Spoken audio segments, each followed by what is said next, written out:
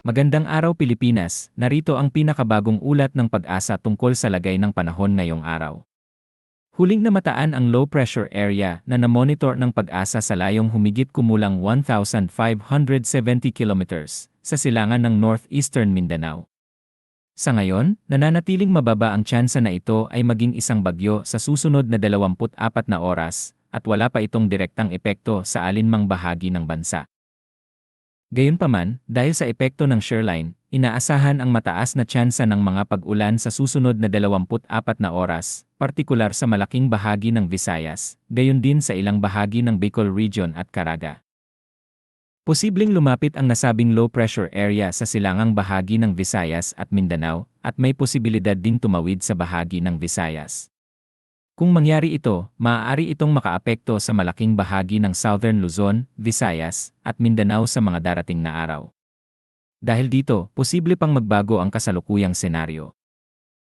Batay sa pinakahuling tropical cyclone potential forecast na inilabas ng Pag-asa, mababa pa rin ang tsansa ng pagbuo nito bilang isang bagyo sa loob ng susunod na 24 hanggang 36 na oras. Gayunpaman, hindi inaalis ang posibilidad ng pagdevelop nito sa mga susunod na mga araw, partikular sa huling bahagi ng linggo o sa darating na weekend. Kaya't patuloy tayong tumutok sa mga susunod na weather updates na ilalabas ng Pag-asa. Samantala, para sa Metro Manila at sa nalalabing bahagi ng bansa, inaasahan pa rin ang pangkalahatang maayos na lagay ng panahon sa araw na ito.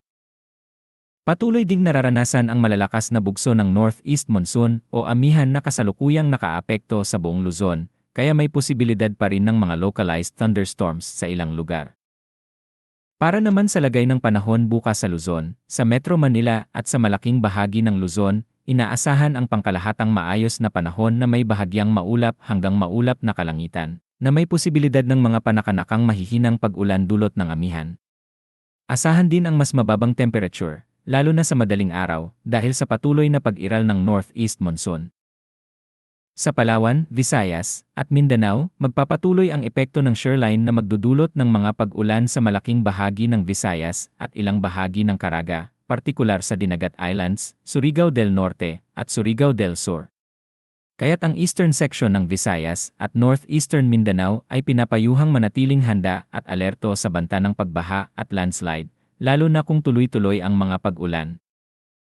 Samantala, sa Palawan at sa iba pang bahagi ng Mindanao, inaasahan ang pangkalahatang maayos na panahon, bagamat posible pa rin ang mga panakanakang mahihinang pag-ulan sa Palawan at localized thunderstorms sa ilang lugar sa Mindanao.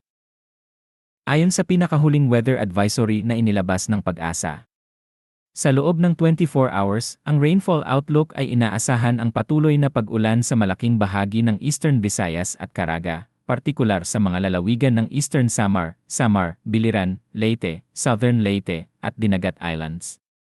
Ang mga lugar na ito ang inaasahang pinakamaapektuhan dahil sila ang nasa silangang bahagi ng Visayas at Mindanao na direktang naapektuhan ng shoreline.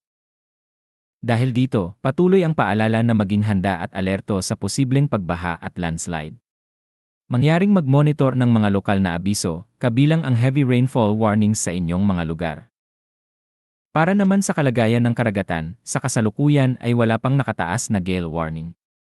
Gayunpaman, pinapayuhan ng ating mga kababayan, lalo na ang mga mangingisda at maglalayag, na mag-ingat sa paglalayag, partikular sa northern at eastern seaboard ng bansa, dahil makakaranas pa rin ng katamtaman hanggang maalon na karagatan. Patuloy ang paalala na manatiling nakaantabay sa mga susunod na weather updates na ilalabas ng Pag-asa. Para naman lagi kang updated sa latest na lagay ng panahon, pakiclick mo lang ang subscribe button para sa napapanahong updates.